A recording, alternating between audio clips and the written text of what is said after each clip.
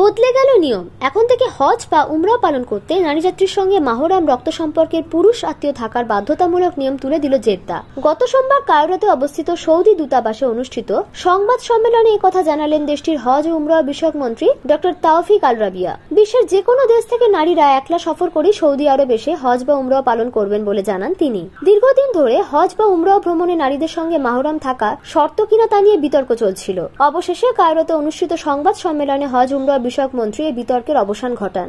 এ সময় তিনি গুরুত্বপূর্ণ বিভিন্ন বিষয় তুলে ধরেন। আল রাবিয়া বলেন, হজ বা উমরা পালনের ক্ষেত্রে কোনো দেশের জন্য বা কোনো কোঠা বা সংখ্যা নির্ধারিত নয়। বিশ্বের যে কোনো দেশ থেকে যে কোনো ভিসা নিয়ে সৌদি আসলে উমরাও করা যাবে। উল্লেখ্য, ইসলামী শরিয়া আইন অনুযায়ী কোনো মহিলা বাইরে সফর করলে তার সাথে মাহরাম অর্থাৎ যার সাথে বিয়ে করা হারাম সেই রকম কোনো পুরুষের সাথে থাকা বাধ্যতামূলক। কিন্তু সৌদি আরব দীর্ঘদিন থেকে এই আইন পরিবর্তন করার কথা বলে আসছিল। এই সিদ্ধান্তের বিরোধিতা করে মুখ খুলেছেন বিভিন্ন আলেমগণ। তাদের মতে এই নিয়ম শরিয়া বিরোধী এবং কোনোভাবেই গ্রহণযোগ্য নয়। অনেকে সৌদি আরবের এই নীতিকে সমালোচনা করে বলেছেন যে পর্যটক বাড়াতেই শরিয়া আইনকে বুড়ো আঙুল দেখাচ্ছে সৌদি, যার ফল খুব শীঘ্রই ভোগ করতে হবে তাদেরকে।